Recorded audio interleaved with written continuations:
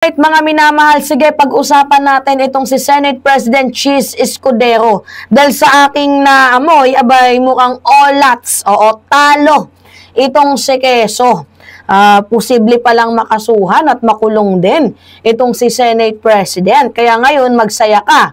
Dahil saya now, kulong later. So, according kay Makalintal, yan, mga minamahal, Makalintal, election law, diba? Election law bars campaign donations from government contractor. Kasi sa kanyang sinabi, ito basahin natin dito mga minamahal. In a statement, Makalintal cited Commission on Election or COMELEC Resolution 10772 for the 2022 election and Resolution number 1109 for the 2025 election, which both provided that donation from domestic corporation to any political party or candidate is considered reasonable if it does not exceeded 5% of the corporation taxable income on the taxable year immediately preceding in the election. So, basahin pa natin yung kadugtong dahil may papakita din ako sa inyong video, mga minamahal, na kung saan umamin itong si Senate President Chis Escudero na totoo na binigyan siya ng 30 million friendship fee. 'Di ba? Na yung nagbigay sa kanya, yung donors niya, abay binigyan niya din ng porsyento dito sa flood control. 'Di ba? At mukhang triple pa ang kinita. Oo, kasi very impossible naman, binigyan ka ng donation tapos di mo bibigyan ng diba, ng datong. So, diba, alam nyo na, mga minamahal, kung saan napupunta yung flood control. Alright, sabi dito, basahin natin The same resolution both provided the general rule that no person shall solicit or receive directly or indirectly contribution for partisan political activity from any entity or person who hold contracts to supply the government with goods or service or to perform construction and other works. So ngayon, ano yung violation, mga minamahal? Eto, sige. Violation of this rule is an election offense which carries the penalty of 1 to 6 years imprisonment with no probation and disqualification to hold public office.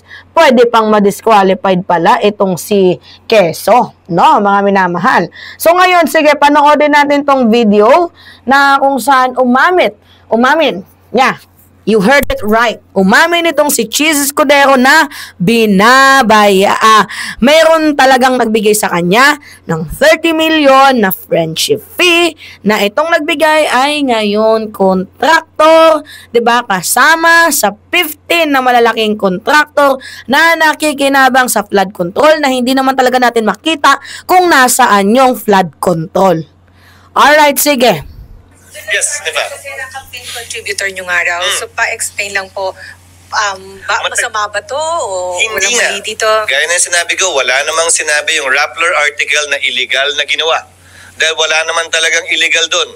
Kaya lang yung innuendo nga, insinuation at yung malicious timing, kino-question ko. Dahil lumabas ng article to noon pa. Inulit lang uli at dinikit dito sa kwentong ito. Kwento ito na insertion. Wait, yung 2002 na budget ay yung 2022. Ang nakalagay lang doon sa article na naka-receive ka ng campaign donation. 'Di ba?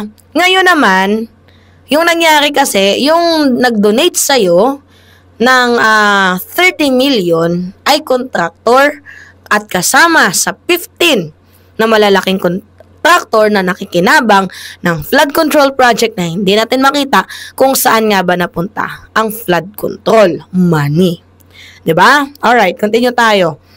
Nakita ka kasi doon sa buy kami, balik-balik ka doon, anong meron? 'Di ba? Sabi ko, ang pinakamalaki ang nakuhang pondo, ayon mismo sa paglalahad ng Pangulo kapon, ay nung niwala ako dito sa Senado, ako'y gobernador sa aming lalawigan. Pero Kung sir, magkaroon nung ng senador, Senate investigation, Ha? kung magkaroon ng Senate investigation, kahit naging campaign donor nyo yon, hindi yon makakaasa na magiging fair pa rin kayo Sa 27 taon ko sa Kongreso, sa gobyerno at sa Senado, ang mali palagi sa akin ay mali at ang tama ay tama. Kaibigan man, kakilala o hindi, pantay ang aking magiging pagtrato. Yes. Wow, mga minamahal, pantay daw yung kanyang pagtrato. Pero ano yung ginawa mo sa impeachment proceeding? Binaboy mo. Paano naging pantay yung pagtrato mo nun, Aber? Matanong lang, Senate President. Diba? Itong kontrata na sir, tinulungan nyo ba ito? May tinawagan kayo para makakuha sila ng mga kontrata, mga ganyan. Gaya ng sinabi ko, hindi, wala at niwala sa artikulo yon. Yan na naman yung innuendo at insinuation na palaging dinidikit at sinasabi porkit nag-contribute o nagbigay. Matagal ko ng kaibigan at kakilala siya at tumutulong talaga sa amin. Mula't mula pa, nung hindi pa iso to. At tubong sorsogon talaga siya. SB, sorry. Pero nakakuha siya ng kontrata nung senador na po kayo at ulitin ko lang, at may any help ba siyang Yung nakuha? mas malaking nakuha niya ay nung wala ako dito. Sir, So, wala ako dito nun. Bibigyan Pero- namin yung figure sa inyo. Pero nung senador na kayo, SB, nakakuha pa siya ng kontrata po? Hindi ko alam dahil hindi naman niya ako partner sa negosyo. Hindi ako ba? Nakikita, hindi ko alam. Nagagalit. Ini-interview ko lang naman. Bakit ka napipikon, Escudero? Ini-interview ka lang naman. Tinatanong ka lang naman, bakit napipikon ang lolo ninyo? Diba? Putang ina ng password nitong cellphone ko. Nakalimutan ko tuloy. Diba, mga minamahal? By the way, sige. Total na pag-usapan naman natin itong si Chis Escudero. Alam nyo, mga minamahal, since nung naupo, itong si Senate President Chis Escudero bilang SP ng Bansang Pilipinas, kumbaga hindi lang baha, diba, mga minamahal, hindi lang baha, hindi lang tubig ang dumadaloy. Oo. Dito sa Bansang Pilipinas, dito sa mamamayang Pilipino, at sa gobyerno, oo, sa mga nakaupo sa gobyerno. Kundi dumadaloy din ang bilyones na pondo ng mamamayang Pilipino papunta sa kamay ng mga putragisan, mga puko ng mga buwaka ng inang politician na yan na walang ibang ginawa kundi ikurap ang pera ng taong bayan. Alam nyo kaya hindi ako naniniwala na mahirap ang na mahirap ang Pilipinas. Hindi ako naniniwala kasi ang daming nakukurakot Mayaman ang Pilipinas, to be honest. Talagang medyo lang mayaman ang Pilipinas, medyo crocodile lang talaga yung mga nakaupo. Imagine nyo yung mga proyekto nila, walang mga kasiguraduhan, hindi nga standard yung ginamit, hindi nga mga high quality materials yung ginamit sa flood control, mga substandard lang, kaya ang dali masira. Anyway, sa likod ng mga flood control project, mayroon tayong mga tanong, 'di ba, na kailangang sagutin ng Senado na dapat syempre nagmamatsyag tayo. Pero anong ginagawa? Niloloko, mga minamahal. Oo. Tayo na mga baka ng inang mga public servant na yan na hindi naman nagpapaka-public servant. Mga manluloko sa mga trabahong ginagawa nila. Kaya sabi ko sa inyo, this is the right time to hold them accountable. So, sa mga hindi nakakaalam, itong si Chis Escudero is the top campaign donor bags. Mahigit kumulang 5.16 billion lang naman ang kanyang flood control. Diba? Control projects. Diba? Mga minamahal. So, ngayon, kilala nyo naman si Lawrence Lubiano, no? Pinakilala ko sa inyo nung kanina. Na itong si Lawrence Lubiano ng Center Waste Construction, malakas yan na donor ni Chis Escudero. Yun ang nasa video, di ba, na pinagtatanggol niya. 30 million ba naman, mga minamahal, ang ibinigay? Oo. 30 million ba naman, mga minamahal, ang ibinigay nung 2022 sa kanya?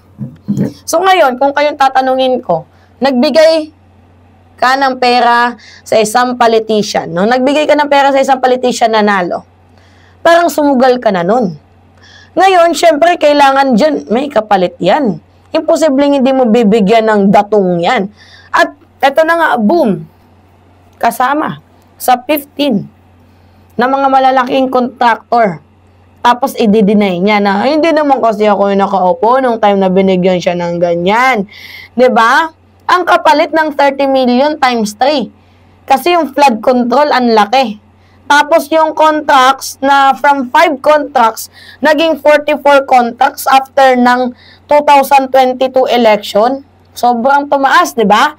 Kahapon, nasabi ko na yan sa inyo. Tapos yung pinaka-majority projects pa dito, nakafocus palagi sa Bicol. Oo, lalo na sa political bailiwick ng mga Escudero. For decades ba naman na naglilingkod na dyan ko, no? Diba? Itong pamilya ng mga Escudero. Ang tanong, may proyekto nga ba?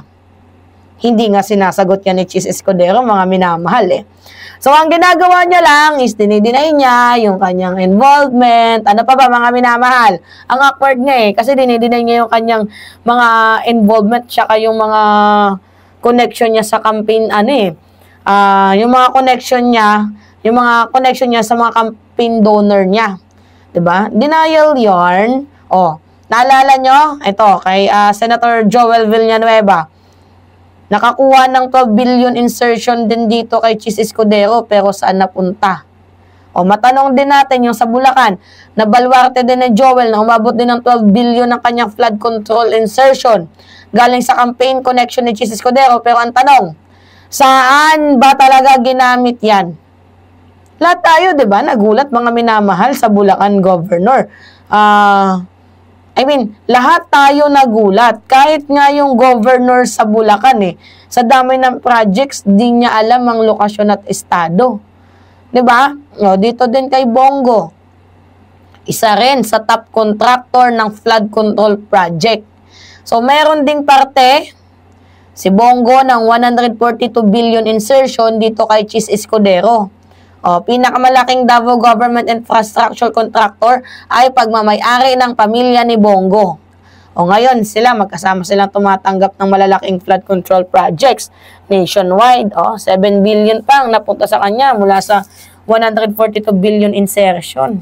Taas, no? Samantalang yung mga top priority sana dapat ng most flood-prone provinces, hindi man lang nabigyan. Ano yung mga top 10 na flood-prone provinces? Kasama yung Pangasinan, Pampanga, Bulacan, Leyte, Ormoc, Agusan del Sur, Cagayan, Isabela, Samar, Agusan del Norte at Iloilo. Pero ang tanong, naging prioridad ba yan ng mga senador na tunay na nagpopondo sa mga lugar na ito? Hindi, kasi binabaha. Kasi mas priority nila yung mga connection at mga donors nila kasi, di ba mga minamahal, doon sila nagkaroon ng support Di ba? Connection nila yun Kumukuha sila, kaya yun, ginagawa naman kontraktor nila, kumukuha ng malalaking kontrata. Kung gato ba naman ang serbisyo, tunay ba yan nagsiservisyo sa ating bayan? Mga minamahal? Baha ng proyekto, pakatandaan ninyo, baha tayo ng pondo. Pero sobrang lala ng pagkabaha, lunod tayo sa korupsyon. Pero ang tanong, mga minamahal ng taong bayan, nasaan na nga ba yung pera? 'Di ba? Naghihintay tayo ng katotohanan. Sana man lang merong magbigay sa atin ng malinaw na kasagutan. Alright, so it's me again, Alicia nyo, mga minamahal. Pahingi lang ako ng comments, likes, and share. And also don't forget to click the subscribe and hit notification bell, mga minamahal, for more update. Yun lamang po at ingat, mga kababayan.